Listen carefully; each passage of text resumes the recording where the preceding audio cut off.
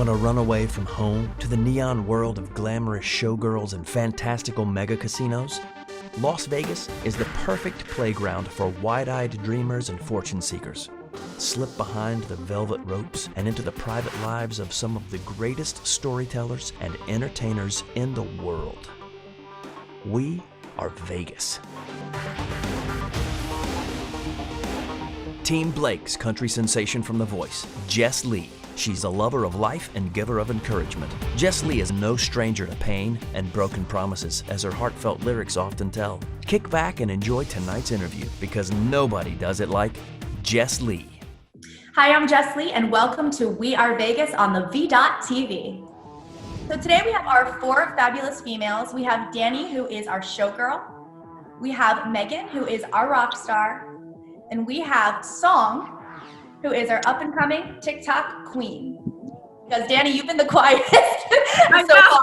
I feel so bad because you're just so sweet and you're just kind of sitting there listening, and I want to hear from you a little more. How did you end up in Vegas, and what's your daily life like out there? So I ended up out here because I was auditioning in Los Angeles for a show of any kind, and I guess August will be my 8th year that I've been here.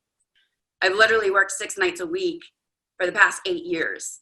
Wow. So I think when quarantine hit, I met Billy Gibbons from ZZ Top, and I filmed an episode with him on Pawn Stars. I was like an extra. I had no idea he was going to be there. I thought I was just selling a jacket of his.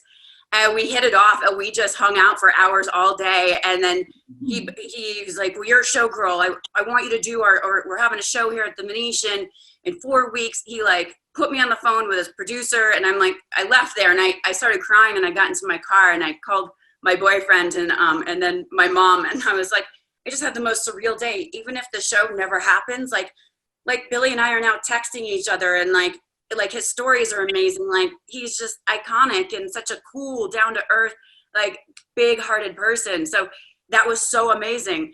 And now fast forward 3 weeks later, I'm like full on put together budgets. I've hired dancers. Our house looked like 3-bedroom house, looked like a family of like 20 lived here, because costumes and shoes and crap is everywhere. And so that was all happening, and I wasn't getting much sleep. I would get home from my show. I'd have one of my girlfriends come over. We'd rehearse in the garage. I'm like trying to put together clips. I'm like, we've got 7 days now. These 2 numbers need to be done. We need to get this done. Right. Well, Corona decided that I was going to see clearly. So yeah. I got a call from ZZ Top's producer, and he's like, right. And he was like, well, we talked to the governor. We can't do the shows. He's like, it's just postponed. It's going to happen again. Like, we'll figure everything out. And we had some really cool press opportunities happening that week. And so that all just stopped within like 3 days. Like this, everything was at a halt. So yeah.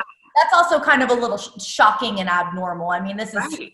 This is something that no one expected, but it's also, you have to remember it from another point of view, is that you're not just choosing to not do any of this, And that's what I kept telling myself, and so take this as it's an opportunity. And yeah, I still have days, Song, where I usually put makeup on a few days a week, but I guess I force myself to make sure that I have like 2 to 3 days a week that I don't put any on at all, because I had to do it 6 nights a week. And then usually on our day off, I'd go out and do something. There was one time I measured like probably 3 to 4 months in a row where there wasn't one full day that I didn't wear makeup. Yeah. And that's not cool. That's like, your skin too. I was going to say, the makeup has nothing to do with looking good. It was all about feeling. Yeah. I wanted to feel good. Yeah. I did it for me. I didn't do it for anybody else. I literally just never put it on, and I toured with a makeup artist, and I remember always just being like, damn, I feel fierce when she do it. And then I'm like, one day I need to learn how to just do this finally. And then quarantine happened, and I'm like, well, now I got all the damn time in the world. I'm gonna learn how to paint my face. So I'm still trying on makeup for no reason.